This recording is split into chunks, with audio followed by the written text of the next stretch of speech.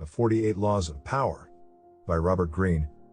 This is a very well-known book among people who have power in the world, such as politicians, businessmen, and all kinds of celebrities. I think that the content of the book uses some laws that, in my opinion, could be considered unethical or manipulative. However, we must remember that the laws shown in this book are not only to be executed, but also to know how to defend yourself from people who want to use these laws against you. So let's take a look at some of the laws that I consider the most valuable of those explained in the book. The first law to learn is Law number 1. Never overshadow your boss. The worst thing you can do when you are trying to climb the ladder in your job, or in any activity where you have a vertical figure in the organization chart, is to demonstrate too much superior talent and ability to your superiors. To a great extent, what you will cause by wanting to impress them will be the opposite effect to the desired one. They will inspire fear and insecurity in your superiors. In the world of organizations, this is known as the Kronos syndrome. The person who suffers from Kronos syndrome is the person who, upon ascending to a position of power, clings to maintain it in an unhealthy way and does everything they can to avoid being displaced. This also leads these people to manipulate their subordinates, preventing them from developing and generating new ideas. The way to make this law work for you is to make your superior feel more talented than he really is. This way he will not be intimidated and you will gain his sympathy. This brings us to the next related law. Law number 10, Danger of Contagion. Avoid losers and unhappy people. Moods are contagious and toxic. Like an infectious disease, people who are unhappy and losers are the architects of their own misfortune and end up transmitting it. Often these people present themselves as victims, which may be because the things that led to their misfortune are self-generated. I imagine these people as a virus that, without realizing it and in a very stealthy way, penetrate the pores of the skin without realizing it. Negative and unhappy people are like a virus, but instead of attacking our immune system, they penetrate our thoughts, making our mind a toxic place. The way to make this law useful to you is to be alert and identify these people. Once identified, do not pity them or try to help them. They will not change their way of thinking, but you will become infected by them. On the contrary, associating with happy and successful people is the most basic rule of life, and you will benefit more from it than from any other therapy. Law number 13, when you ask for help, do not appeal to people's compassion or gratitude, but to their selfishness. This is very similar to the principles taught by Dale Carnegie in his book How to Win Friends and Influence People, which is linked above. He says that when you want to get something from others, you have to awaken a strong desire in them. Never depend on favors you have done in the past. Gratitude is something that is forgotten and often ignored. When you want a favor from someone, you must appeal to their selfishness and somehow benefit them. An example of this law was one day when I had an early morning flight to catch, but taking a cab from where I live to the airport is very expensive.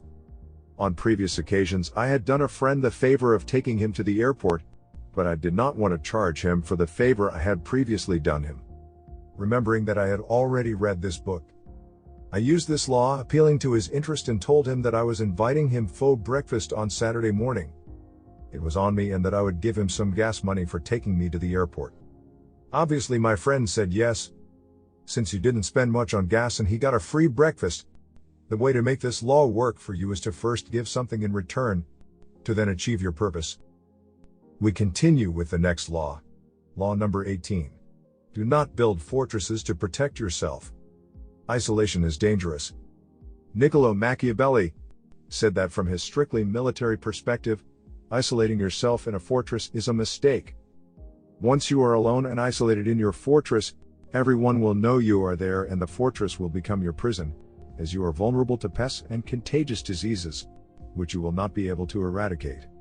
The way to successfully use this law is as Louis XIV did, when he ascended to the throne after France was involved in different revolts, which were instigated by the nobility.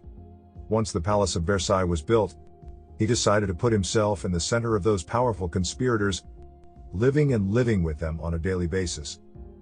In this way, he had the opportunity to personally watch over all the inhabitants of the palace and to learn firsthand of any conspiracy against them. Otherwise, if he had isolated himself from the powerful nobility, this would have generated more resentment against the crown and they would have conspired a new revolt. By nature, human beings are social creatures and must always be surrounded by people to survive. When he is in danger, instead of being introverted and avoiding the person who wants to harm him, seek out and generate truces with new allies and move in different circles. This is the strategy that has been used for many centuries among the powerful. This leads us to the next law, law number 23. Concentrate your forces. When you want to obtain power using this law, we must avoid dispersing our forces in different points, and we must focus on finding the key person who will catapult us in our rise to power. An example of this law is that of the Rothschild, one of the most famous families of Jewish bankers. The patriarch of the family had been isolated in a ghetto on the outskirts of the city of Frankfurt, in Germany, due to the rigid laws that existed at that time, which forbade him to have any kind of contact with people outside this religion. He decided to concentrate his efforts on two tasks. The first would be to make an alliance with an important businessman who was part of the German nobility.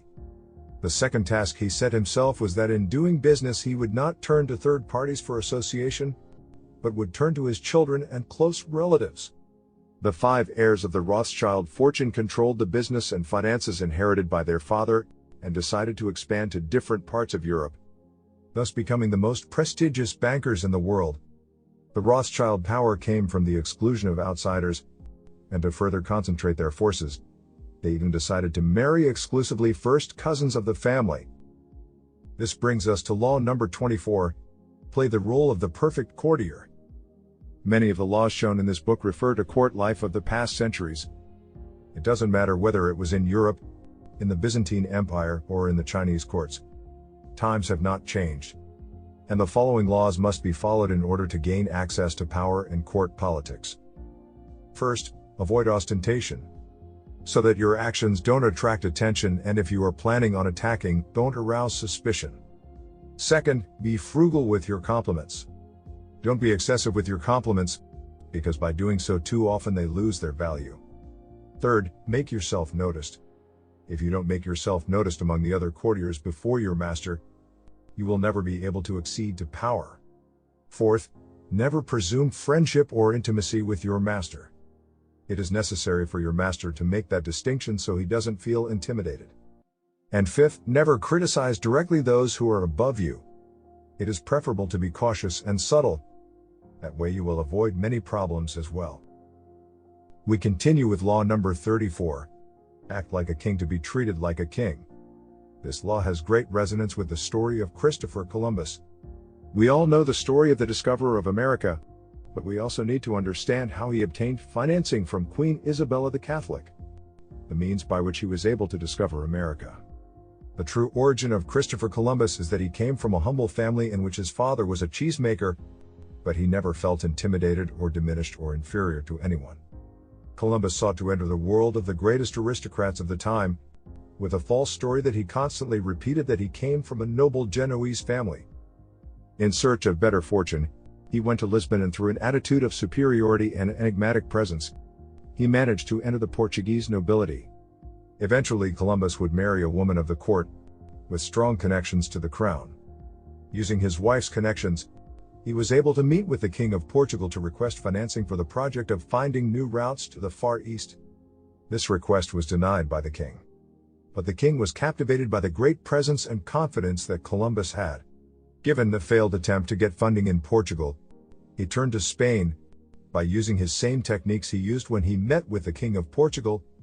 But this time, the request was well received by Queen Isabella, letting him achieve his goal. The way to use this law is to address others as Christopher Columbus did. In this case, he knew less about the sea than any other navigator. He was a bad leader and often mistook continents for small islands and vice versa. But it must be emphasized that he was a genius in the art of selling himself. From him emanated a sense of confidence and security that had no relation to his origins or economic resources. It is in our hands to emanate great security when dealing with people of great power. If you do what Columbus did, you will undoubtedly rise to the pinnacle of power. Now, let's see the law 38. Play on people's need to have faith in something to get unconditional followers. This law has been used for many years by demagogic and populist leaders. But let's look at the specific case of the dictator Hitler, and how he used this law to come to power after the First World War. The now well-known German country had fallen into a deep economic, political and social crisis that seemed very difficult to get out of it. The known places for people to meet were not bars, as many of us might think. They were places where ideas and political debates were exchanged, which were used by Hitler to create the National German Workers' Party, or better known as the Nazi Party. This would be the platform he would use in his rise to power. The first great technique he used was an ultranationalist discourse riddled with demagoguery. He said that once he came to power, he would unify the German people, strengthen the army, put an end to unemployment, and to the tyranny of the Jews, who at that time in Germany concentrated most of politics and commerce. Promises to which he never gave a specific case, but his speech was passionate and vigorous, which appealed to the masses. Once his movement became more popular, he led hundreds of followers to protest in the streets of Munich, for which he was arrested. This was the moment when he wrote his famous book, thus becoming an idol for the people for his ultra-right and nationalist ideals, creating millions of followers throughout Germany, who would blindly follow him to the most horrible and atrocious policies. The way you can make this law work for you is to find a way to attract the will of the people and make them believe that they can get all the announced benefits. Once you have gotten into the collective imagination of people, you will become like a prophet to them. This brings us to the next law. Law number 39. Stir the waters to ensure a good catch. When you think you have risen to power, there will be many enemies who will try to get you off to make you angry. When this happens, you must remember this law, because attacking your enemies when you are angry or motivated by other types of emotions is counterproductive. And the only thing you will achieve is to weaken your power and lose the respect of your followers. An example of this law was when Napoleon had returned to Paris after several months on the front lines. His spies had discovered that in his absence, two of his closest men had conspired against him. Napoleon, realizing this plot, did not react like the great emperor and leader of the most successful army in Europe. He behaved like an angry child, slandering the conspirators in public and in front of his closest men. Clouded by his anger, he had these two men expelled from court rather than imprisoned or shot, which would have been more appropriate punishments for this act of treason. But the military and other witnesses who witnessed this childish act by the emperor lost respect for Napoleon, because he did not know how to control his emotions in a moment of anger. This news traveled the length and breadth of France, and the French people lost the trust they had placed in him. This attitude would be the beginning of the end of Napoleon, and in later years he would become entrenched in an absurd war against Russia and consequently lose the Battle of Waterloo, from which he could never recover. The way to make this law work for you is to do the opposite of what Napoleon did. Always keep a cool head, and do not allow yourself to be provoked, as this will only weaken your influence and cloud your decision-making. And finally, the last law of this animated summary. Law number 46. Never show yourself to be too perfect. As you are climbing up the ladder of power, you will inevitably cause envy in many people. Remember that success is desired by many people, but achieved by very few. Cosimo de' Medici said, "Envy is a weed that should not be watered." You will need to follow two strategies to use this law to your advantage. Number 1. Accept that there will always be individuals superior to you and accept that you may become envious of them. But don't let this feeling poison your soul. You should use these feelings to motivate yourself and push yourself to one day surpass this person. And number 2, you must understand that as you gain more power, those below you will envy you and put obstacles in your way to bring about your downfall. On many occasions this envy can be self-inflicted, without realizing it. To avoid this envy, avoid being ostentatious in front of the public and show yourself simple and respectful to other people. This will help you avoid unnecessary envies. If you like this video and want to see more animated books like this one, subscribe to the channel. Thank you very much for watching it. And remember, smart work is the key to success.